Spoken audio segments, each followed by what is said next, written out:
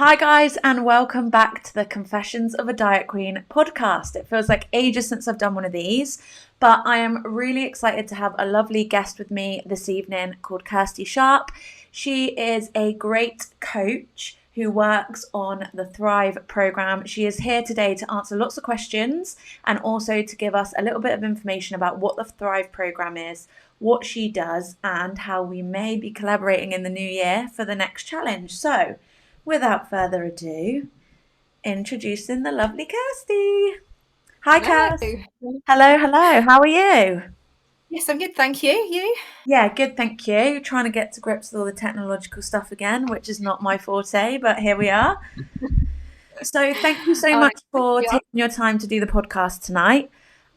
So, usually we start with who are you and what do you do? So my name's Kirsty, as you mentioned.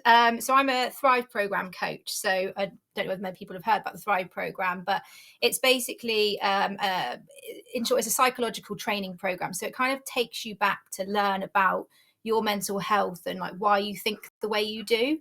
Because a lot of times in life, we just kind of think that we are, and we don't really know how we got to where we are or our thinking. So I kind of take people back so they understand why you start to think the way you do, how you form your beliefs, how you are basically psychologically made up. And then I kind of expand on that. So we cover things like self-esteem and how to boost your self-esteem.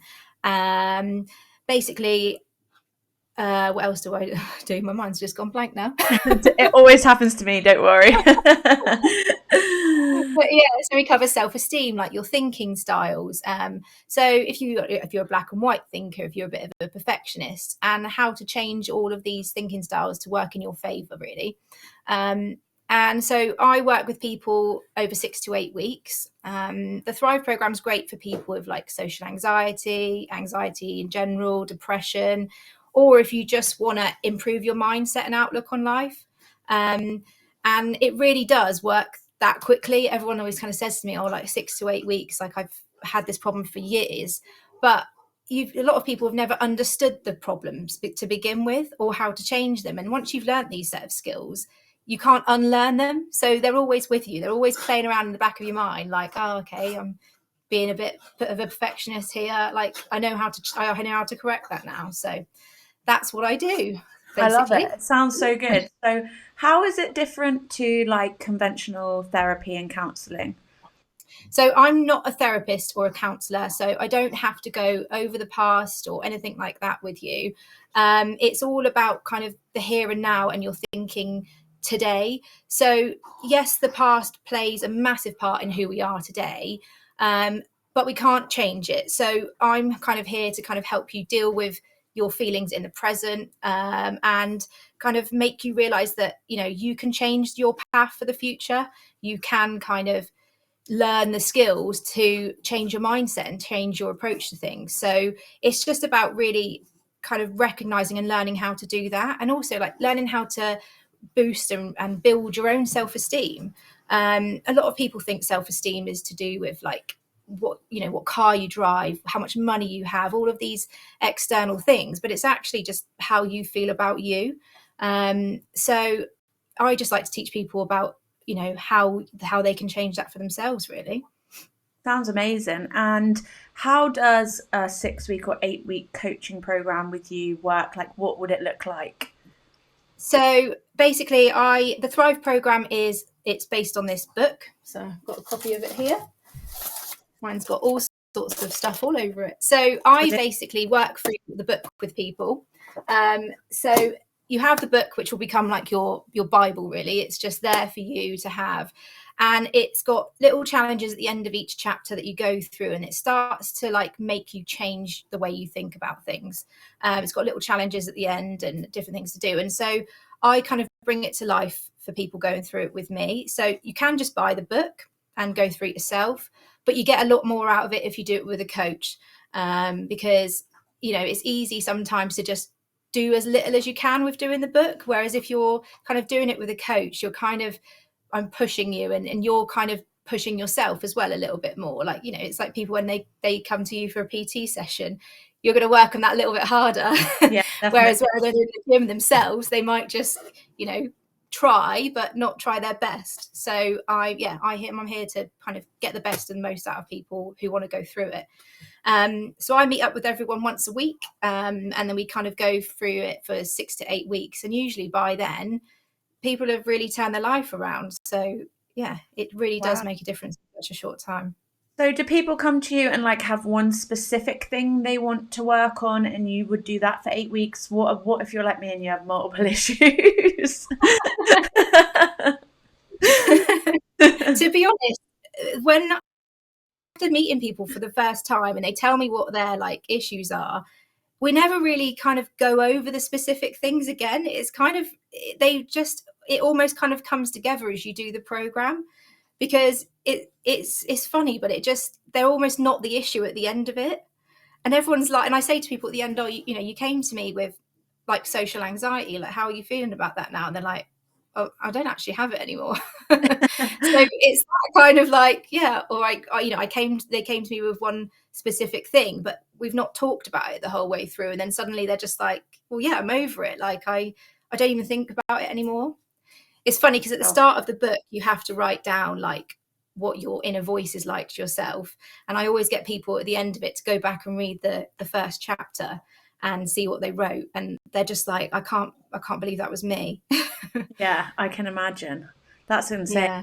Even the thought of writing down that, oh God, it cringes me out.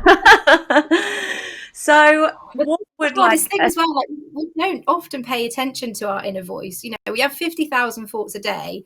And if those thoughts are against us all the time, we're just going to, at the end of the day, we're going to feel so drained. And like, sometimes we don't even know why. And you think, well, actually, if I pay attention to it, I'm pretty horrible to myself all day. Yeah, I bet there's a lot of people out there that would really resonate with that. So what would like a typical, I don't want to give all your secrets away, because obviously if you want Thrive coaching, you have to go with Kirsty, and we'll give you all the information at the end. But what would like a typical challenge of the program look like? So you make up your own challenges yourself. So the idea, I'm not here to tell you like, oh, to live the perfect life, you need to do everything that I like in life, or, exercise or do anything like that. It's really like, what do you want to do in your life, but better? Like, what is it that you've always thought about doing, but feared starting? What is it you've kind of felt like you're not good enough to even do? Like, it's those sort of things. And so it's really up to the person, like, what do they want to challenge themselves in life? So I always say to people, like, what is your goal at the end of this? Like, what would it look like to you? What would your life look like if you didn't have this specific symptom or issue that you were trying to overcome? Like, that's where you want to get to. So the challenges, like, are like sort of achievable each week. So it's very much like a joint decision. Like, okay, so someone who comes to me with social anxiety, I might say, right, well, let's try and get you to go and order a cup of coffee for yourself in a shop and see how that and how that goes. And by making these little steps, before you know it, they've suddenly like come on leaps and bounds. Yeah, I guess it's like oh, actually that wasn't that bad sort of situation. Yeah, but the thing is, we always, like, we have a tendency to let the fear win, and so we never try things.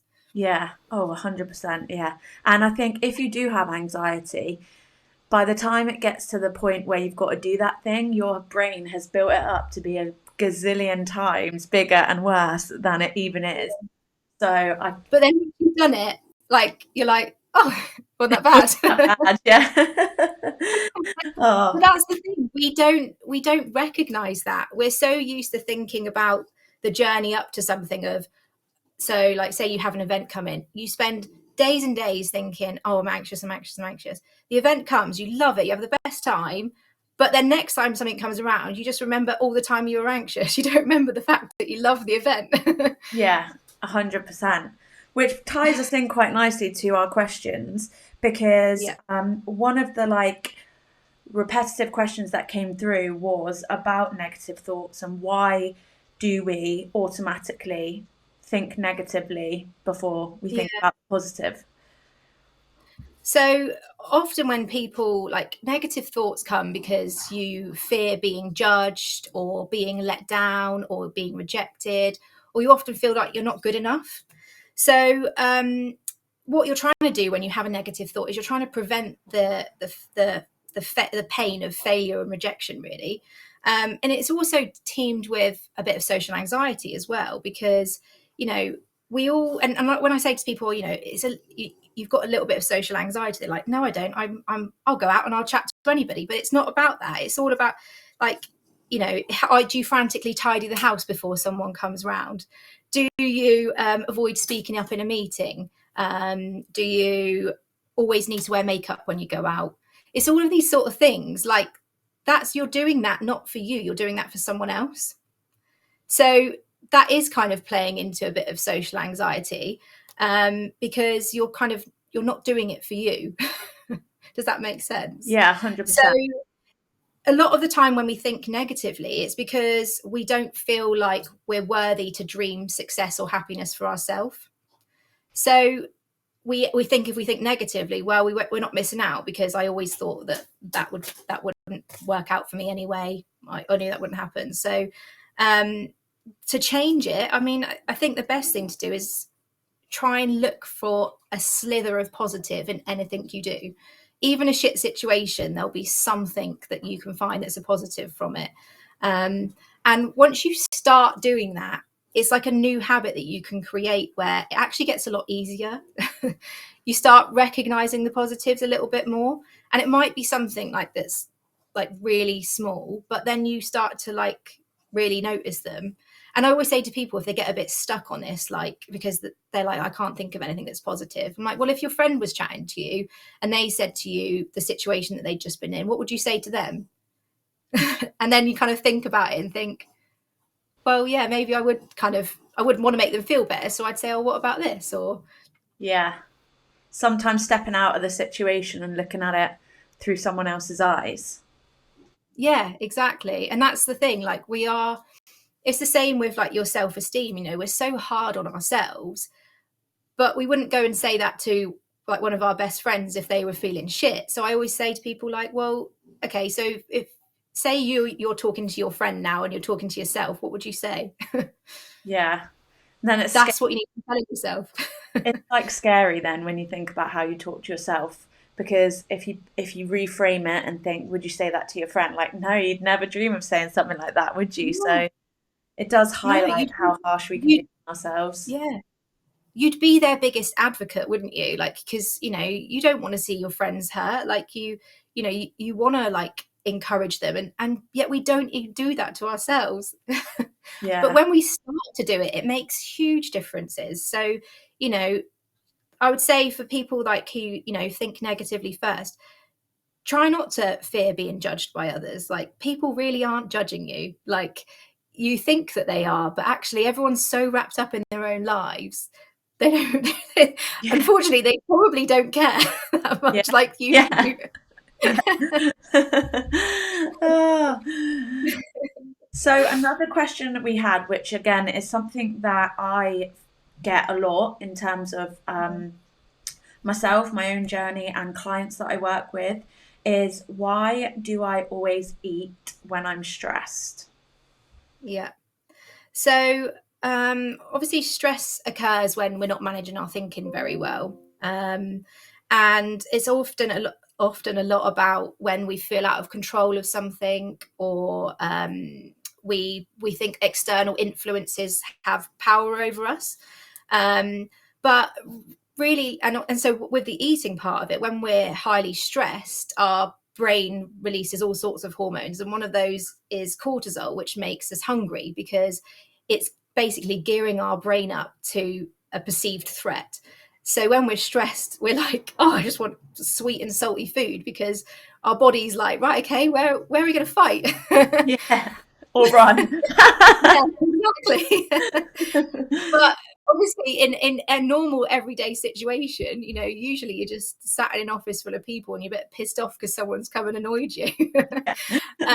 Or, you know, you've had a row with your partner or something like that. So, you know, there isn't really a threat that you've got to go and attack. It's just that, you know, you're a bit annoyed. So yeah, so it's recognizing why the stress is there, what the response is. So basically, your body's kicked in and you're getting hungry now because it thinks there's a threat. So the best thing to do is learning to manage the stresses in the first place. Now, a certain amount of stress we all know is really good for you because it keeps you motivated. It keeps us wanting to do stuff, really. But when it's recognizing your own tipping point, really, like when are things getting too much?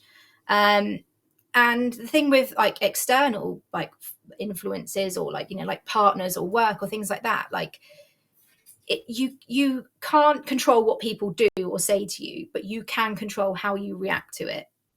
It's your reaction, it's your choice. And I think when you realize you're in the power seat for that, that's when you can start to recognize that you can make changes. And just recognizing early on when you're getting to that point. I know, like I've got kids myself. Sometimes it's really difficult with, managing the stresses of everyday life, and you're not going to get it perfect all the time. But yeah, the key is to manage your thinking about it. Really, like life is 10% what happens to you and 90% how you react to it. So the reaction is what is key to kind of keeping the stress down, and then you're not going to get that kick in and then wanting to eat. Yeah. So if you had someone who was repeatedly coming to you saying that they're struggling to manage stress and every time they're getting hyper stressed, they're binge eating or whatever, what would you Yeah. advise as like the first step in them just taking a second and stopping before their obviously subconscious reaction to eat? Yeah. So I mean, the thing is as well, like it's also sometimes you get into a habit, don't you? So when you're stressed, you immediately think, well, I associate when I'm stressed to go into the food cupboard and eating because I feel like that's my comfort. Yeah. But to change a habit, you only have to kind of do things a few times differently for it to not suddenly be a habit anymore. So, go for a walk or just get yourself out of the situation that you're in, or just do something that's slightly different in that scenario to change it. But then really recognize that you've done it. So it's so easy to forget the one time that you did something differently, but actually like mark it on a calendar, like, write it down, like build a wall of every time that you've managed to not stress eat. And soon you'll start to realize and believe in yourself that you can do it. I love It suddenly becomes real. I think it's almost like a sticker chart, isn't it, for your kids, like when you're potty training Yeah. them or whenever they're putting stuff away when they're asked and stuff. And I guess it's positive reinforcement that makes them want to continue to do that. Yeah, definitely. Yeah, Yeah. like reward yourself. But the thing is, if you don't manage to manage your stress that day and you do end up having a biscuit, don't get into the shame cycle. Don't punish yourself. We're all human. We all make mistakes, and it's really not the end of the world. Like tomorrow is a new day. The next hour is a step in the future that we can do something differently. Like that's the other key is, don't be a worst enemy in that moment. Yeah, because it's the guilt and the shame cycle that I struggle with.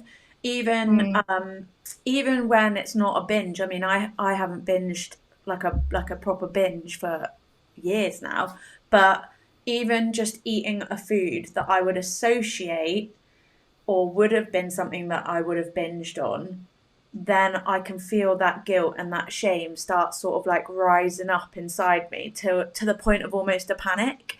And then I just yeah. feel like, oh, that's it, I've failed now because I've had two digested biscuits.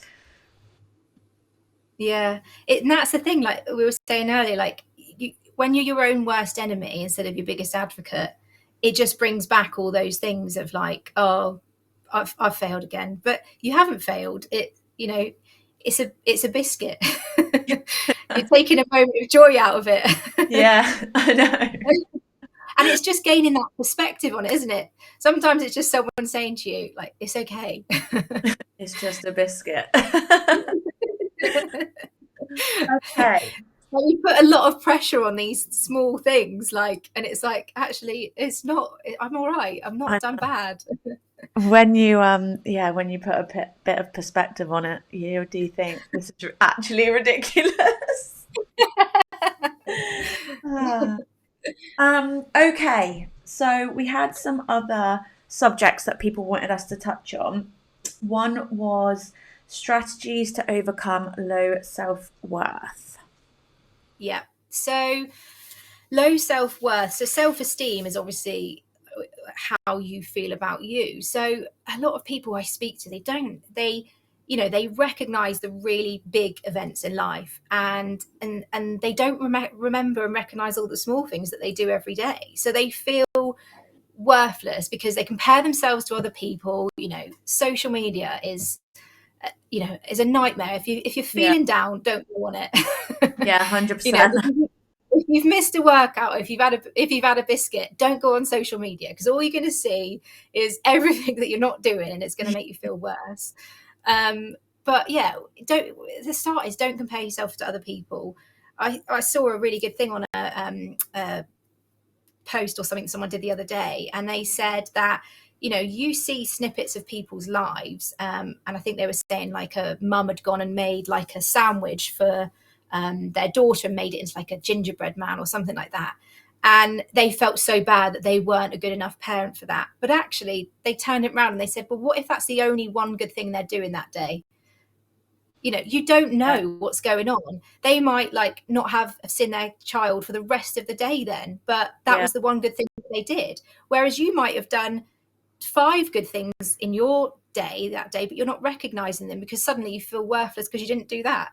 yeah, So it's about recognizing the little things that you bring to life, and there will always be something. Like I say to people, like write down 2 to 3 things a day. Like, what have you done today? Did you make someone a cup of tea? Did you smile at someone as they cross the road? Like, it's these small insignificant things that really mount up to make you feel like a good person. And when you start recognizing them, you realize that actually the other stuff just doesn't really matter. Like, it's your life, and you have the power to change it and influence it and kind of make yourself feel good. I So love that. I think it's just recognizing everything you do, and also recognizing the things you have to be grateful for. Have you got a roof over your head? Have you got, children, a loving partner, like a great set of friends? Like, there'll always be something to be grateful for, and that will differ from everyone in their lives and what their situation is. But yeah, there's when you start recognizing these things, that's when you start to feel good about yourself, and you realize that how much money you have and how many likes you get on social media and all this stuff, it doesn't matter. It really doesn't. Yeah, it's insignificant. Yeah, definitely. I love that because in our group, our Lean with Leanne online group, community group, we do a exercise where I ask the girls to post like call it 3 wins. So 3 positive things that they have done that day or achieved that day.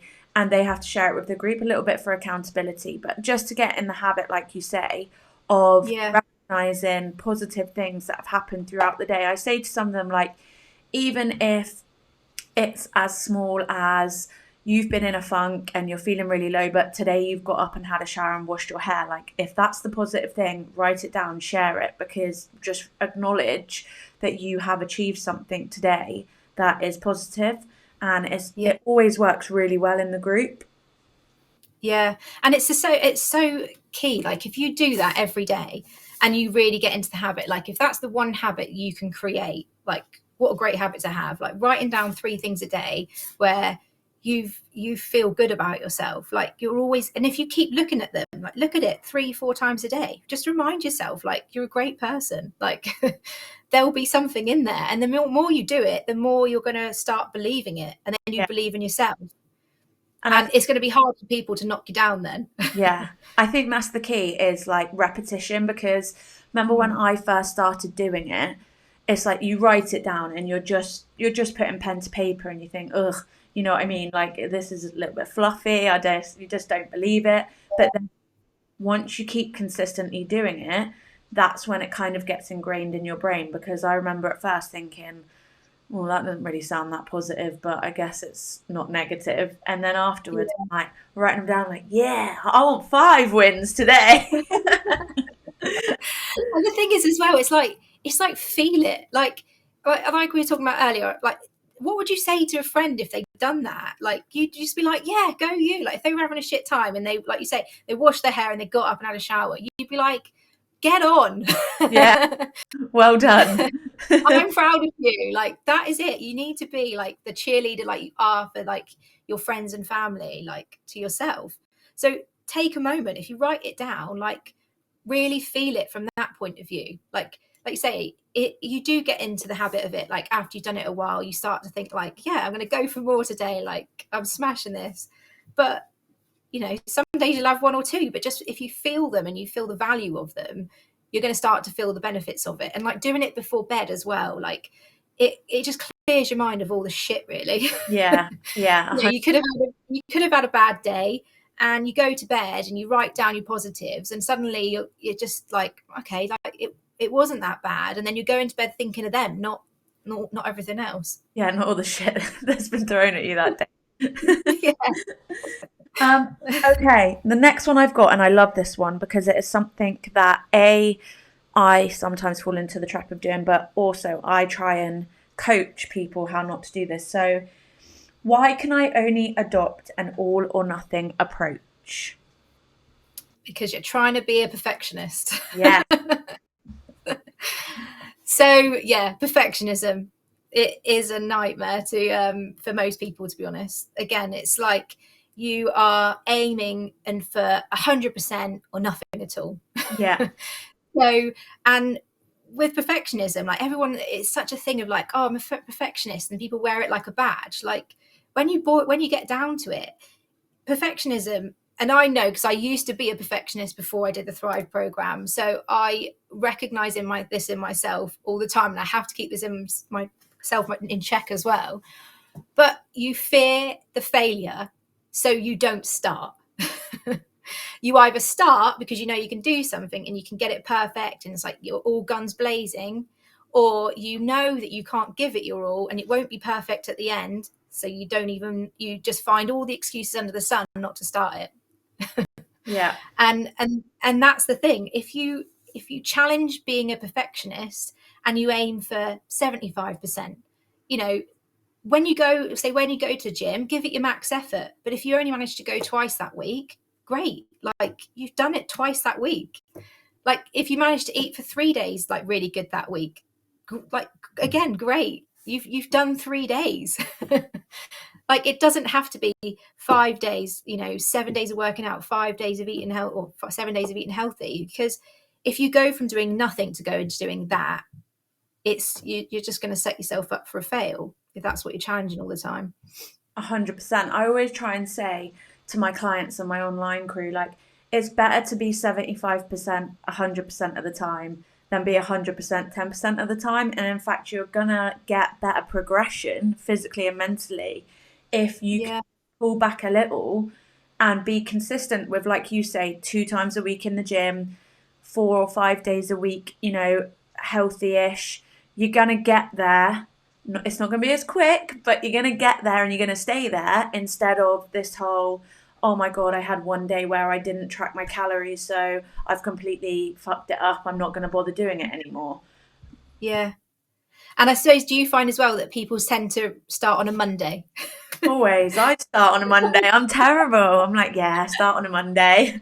Now Yeah. everyone's like, I'll start in January. And I get it. Like, I've done this before, I'll start Monday. But actually, sometimes if you start on a Saturday, we start on a Wednesday, you break the habit, and it's like there's a couple more days difference. Like we think Monday is like a fresh start, but actually it's just a day of the week. Yeah, I know. It's crazy, isn't it? It's got exactly the same Yeah. hours as every other day. I also try Yeah. to say to people, like, shit happens. So I Yeah. think, people have a plan, and sometimes that plan gets messed up because your child's off sick, or you're not very well, or you're going on holiday, and that's life. Life comes in ebbs and Yeah. flows like that. And you have to be okay with I can't go to the gym today because I've had to help my child who's throwing up, or I'm going on holiday for a week, I'm going to take the pressure off. And you have to learn that, you know, the consistency, there are going to be peaks and troughs with that. Yeah. And I definitely think, like, you know, you say then, like, about that life is for enjoying as well. You know, there's no point making your life so restrictive that it's miserable and punishing yourself for the times you don't work out. Like, working out's supposed to be enjoyable. Like, food is supposed to be enjoyable, like, and time with family and things like that. So make the most of the times when you can do those things, but like you say, put the effort in when you can make it to the gym and you can do these sort of things. Like, that's where you're going to make the changes. The other thing I think is key is, like, you know, have your goal in sight as well. So, like, say, you know, my goal is to lose, like, you know, 2 stone over the course of the year or something like that, but have learning goals along the way, because you're less likely to think you failed if you have a learning goal. And what I mean by that is, you know, challenge yourself to say, like, right, I'm going to learn to do 30 burpees. I'm going to learn to eat a healthier plate each day. I'm going to learn to, like, change one thing, and or learn to cook or do Yeah. something like that. When you have learning goals, you there's no failure to that. You're learning along the way. So you can't say, I haven't done 30 burpees yet, because, well, I'm learning to do it. Yeah. So as I progress and I get fitter, I will get there. And it just changes your mindset and approach to it. So have your long-term goals of what you want to do, but actually you'll find you're probably going to get there, and you're going to reward yourself and feel a lot better if you have other learning goals along the way. I love that. And that's something that is really important to the Lean with Leanne program. So, like, when anybody comes on board and does a challenge or becomes part of the online coaching, when they join, we have these weekly educational videos that teach people all about, you know, most people don't know macronutrients, like what each food group does, the role it plays to your body, especially women's health, you know, about calories, about flexibly dieting so you can enjoy your life but still get results.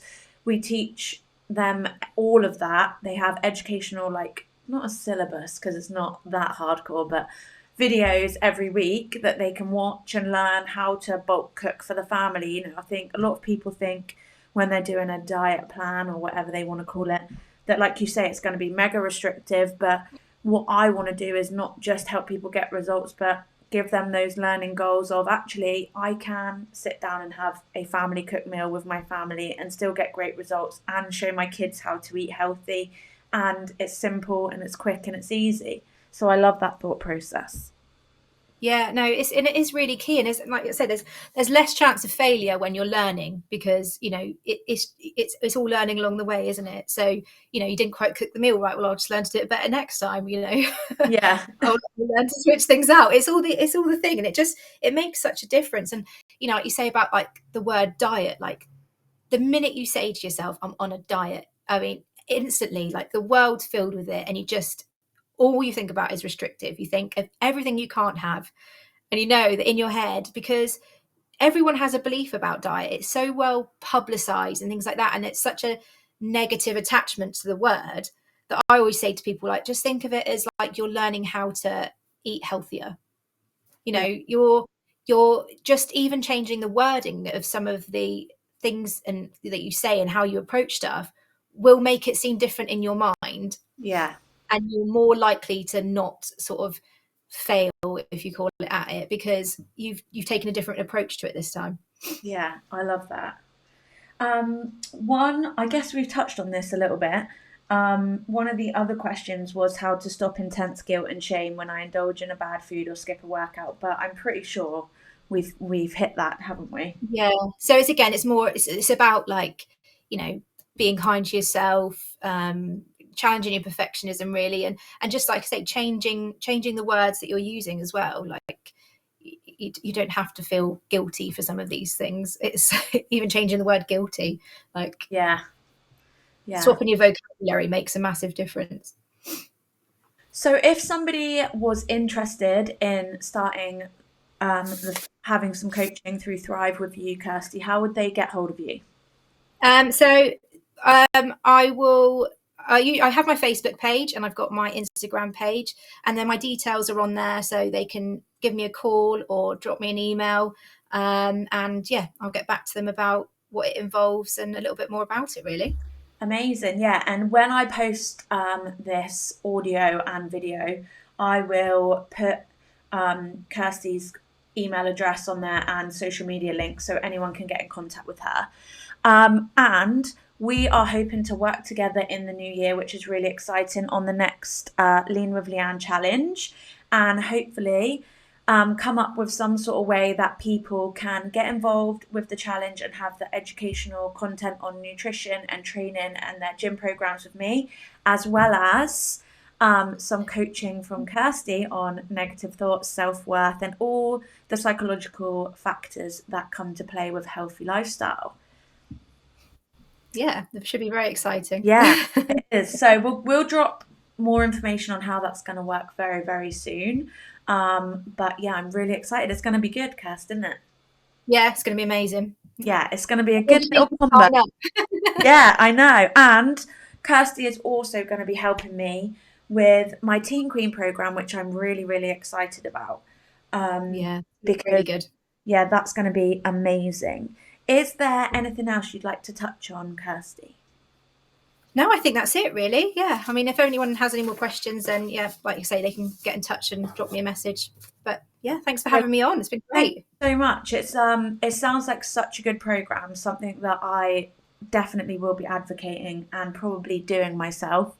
And I'm really excited that we're going to be working together to help more people not only physically change their lives but mentally, and make 2023 as positive as possible. Absolutely. Thank you so much. That is the goal. Thank you so much, Kirsty. Thank you. Really appreciate it. And guys, don't forget to subscribe to the podcast, download it, share it, so that everybody can learn about the amazing program that Kirsty offers. And I will look forward to seeing you in a couple of weeks with our next guest. Bye.